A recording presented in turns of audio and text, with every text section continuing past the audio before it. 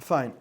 So we're in the, let me give you guys I'll give you the text that we're going to learn now. Give me a second. Where's the chat? Let me put it into the chat. Here. Fine. This is the text we're going to learn today. So, again, if you want to join us on Zoom live every day, about 1:30 p.m., I don't know the number. It's 732-444-8549. I'll add it to the group. Okay, so we're continuing in our Hakdoma. The Rambam's Hakdoma to Shemona Perukim. So yesterday the Rambam gave us his, the general goal of Masechtas Avos, and that is to, the Gemara says, you should learn Avos because Avos is going to make you a chassid. And then there's a different brayz that tells us that Chassidus mevil de Ruach HaKodesh, and Ruach HaKodesh is the ultimate, that's the ultimate place that a person could aspire to grow, is to reach Ruach HaKodesh, and the emes and true das, and that's what we discussed yesterday. Now the Rambam continues and he says like this: V'risi lahagdim kodim she'aschil beferish halacha. So before I go through each halacha, now halacha is interchangeable term for Mishnah. Kol hashen halachas b'chol yom means someone who learns Mishnayos. So the Rambam says, before I continue and I say, I give a perish on every Mishnah. So I thought that I would give prokim ma'ilim, I would give useful pointers, useful introductions. Yuzgu la'adam mehen akdamas. The person should understand from these things that I'm going to explain and explore. And these things will be for him an introduction to understand Pirkei Avos. And the things that I'm going to explore in these akdamas are going to give you greater understanding. I'm going to keep on referring back to them because so much of Pirkei Avos is going to be linked. You need to have certain principles and certain axiomatic concepts that you need to understand before we're going to explore Pirkei Avos, and I'm going to keep on referring back to these introductions. V'da, ki advarim asher oimer oisam be'elu aprokim, u'v'ma sheyoveh min ha'peresh, enem yonim shechadashtem ani ma'atzmi. V'loi pirushim shebadisim, elei min yonim melukatim medivrei chachamim, midrashos v'talmud v'zelasim mechabereim. Okay, so here the Rambam is coming clean. The Rambam is saying, I'm going to give you a very long introduction, and in this Hakdama, this is not stuff that I made up myself. So even though things are not going to come with names, I'm not going to quote people, but you should know that I'm not taking credit. So I'm not plagiarizing. This is not something that I'm taking credit as my own. Just the opposite. I'm telling you now. I'm telling you now that I took it from Chazal. I took it from Melukatim Medivrei HaChachamim b'Medrash b'Talmud. This is in Medrash. This is in Gemara. Bavli Yishalmi throughout the Sifrei Chazal. V'Zulasim Mechabereim and other Sifrei Kodesh. Umedivrei Philosophem Gamke, and also from philosophical works. Hakadumim v'Chadoshim, the older ones and the newer ones. Umechibura harba me'elim, for a lot of books. And here's the bumper sticker. Here's the bombshell. V'shema ha'emes mimi sha'amra. Okay. And the Rambam says, the demand that the Rambam is coming with is that you should accept the truth from whoever says it.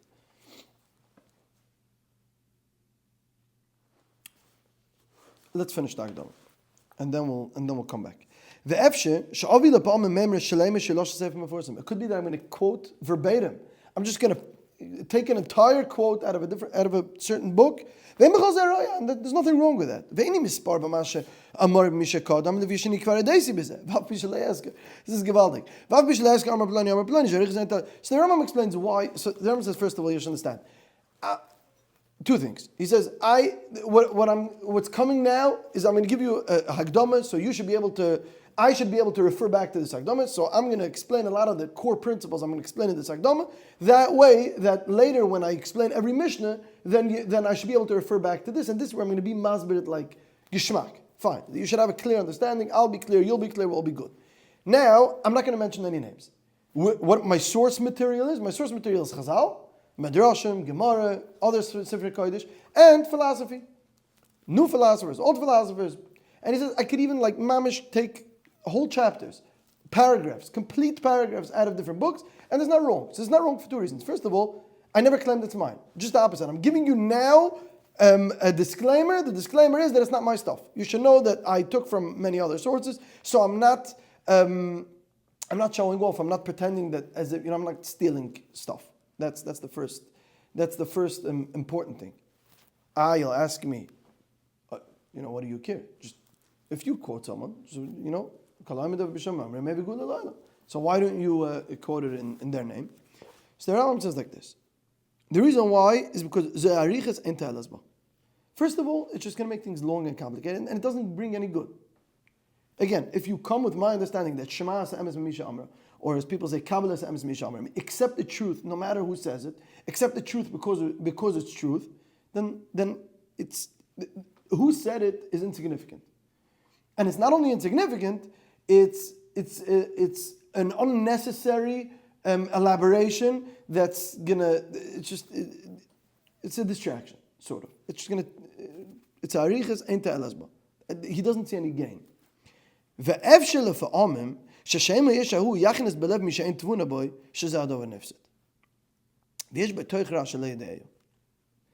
Rambam here is very conscious of the audience that he's talking to. And in that way, the Rambam's concern is as true today as it was when he wrote it. And I would say, rightfully so. The Rambam is saying that and then I think we're finished Agdam.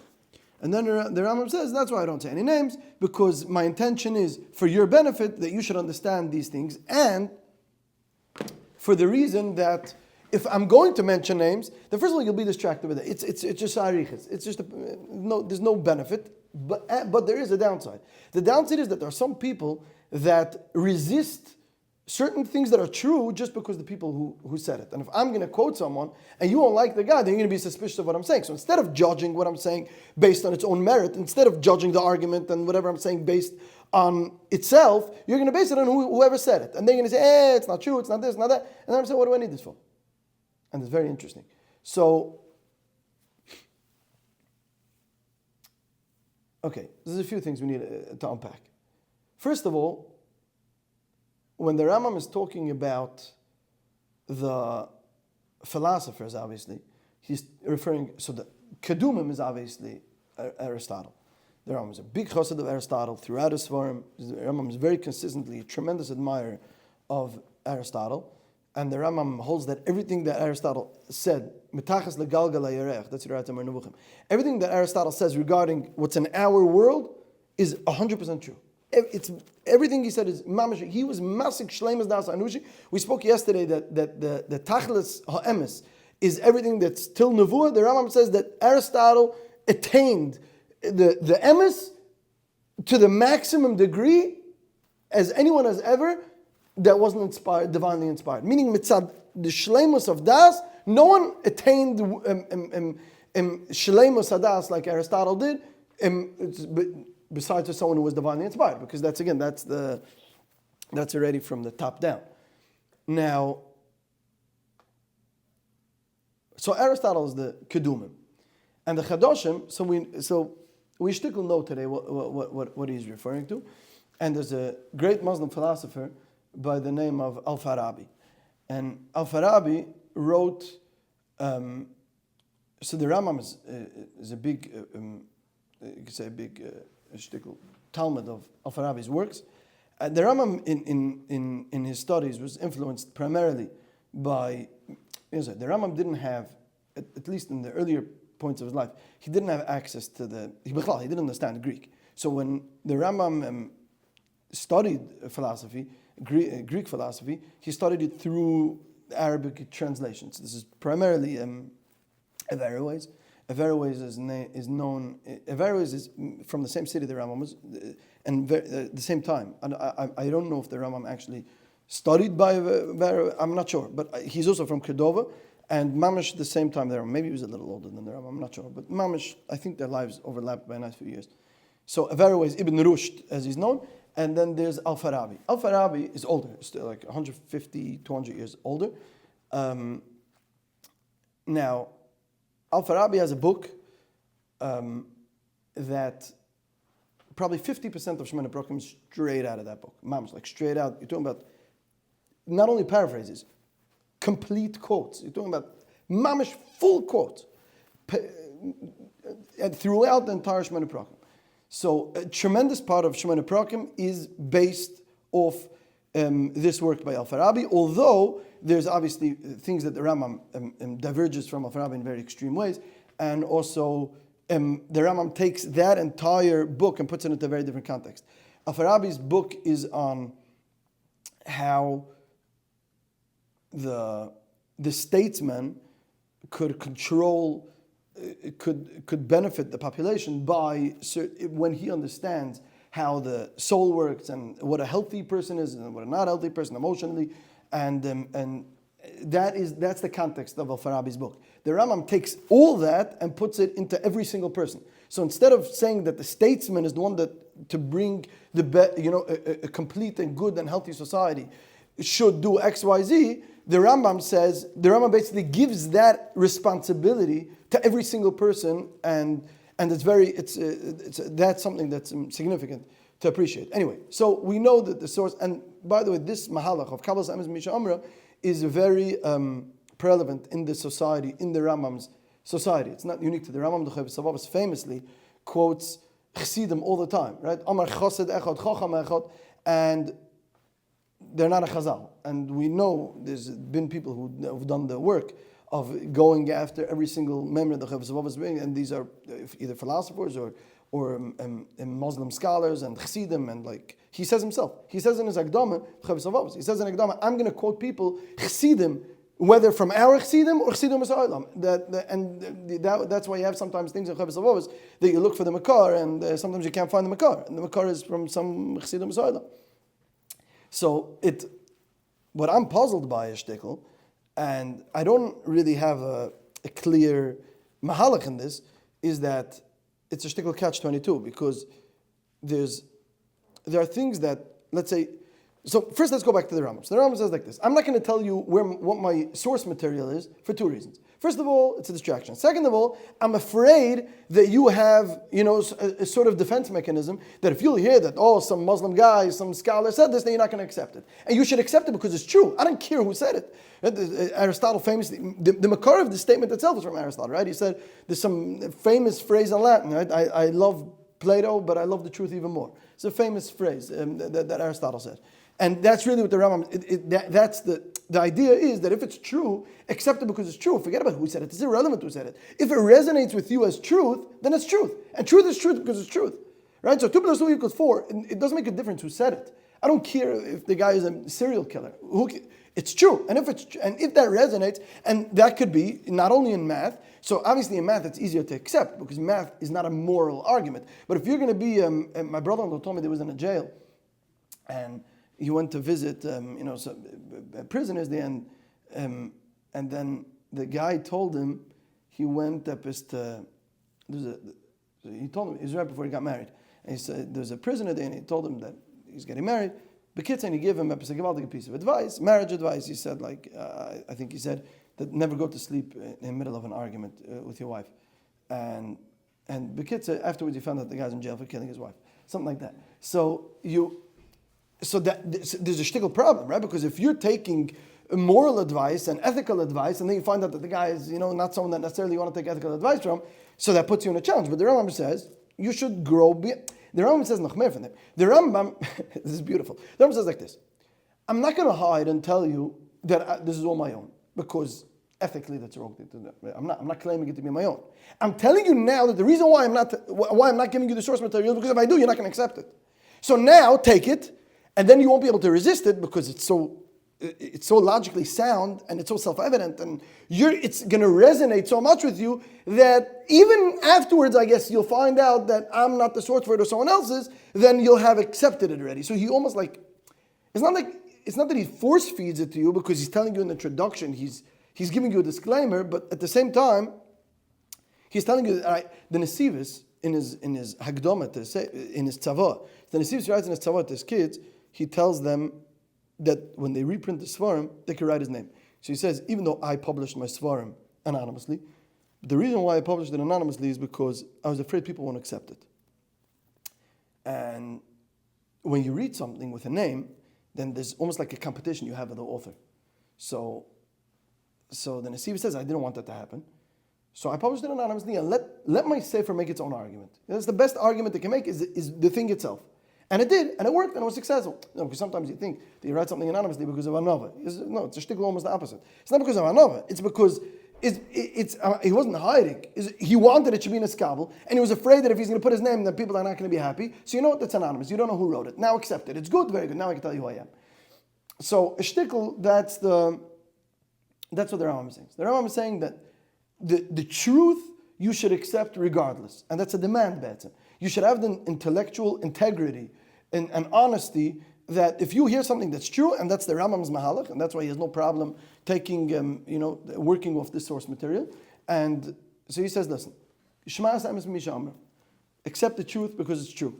And you'll see that what I'm going to write here now, if it's inconsistent with the Torah, then we'll have to work it out. And there's a few places in Shemona Prakim where the Rambam says, okay, now this is this mahalach that I'm presenting to you, and this is what the philosophers say. This is what Chazal say. Now let's see what let's work this out. And the Rambam does it a couple of times because he reaches that point. But again, so and we finish with this the Hagdama. The Hagdama is Shema Hashem is Misham, and it's a good piece of advice on life stamazai. You don't always have to obsess who says. Sometimes when we have when we argue with people, a big part of our argument is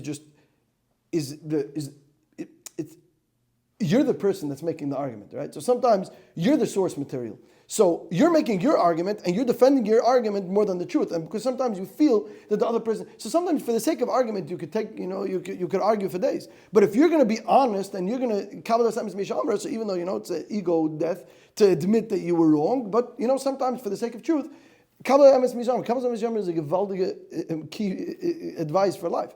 But here the Rambam is saying that I'm going to introduce things that you might, I'm not going to tell you the source material because it's irrelevant and it might be a distraction for you. So, Kabbalah is Mishamra, and that's how we're going to start this. And that's the Hagdama. And then the Rambam says there's going to be Shemona Prakim, which that itself is a template that, you see, that's something that's so insignificant, but there's something. There was a library of Alexandria, and there they had scholars that did their works, and they wrote introductions for their works. And the sheet over there was to write an 8-point introduction. It's a zaytik and a kudah. But even this little point of writing an introduction in 8 points, that's built on a certain template that existed at the time. But in any way, that's sort of already the Kabbalah Semis Mishamra. So this is where we're going to start.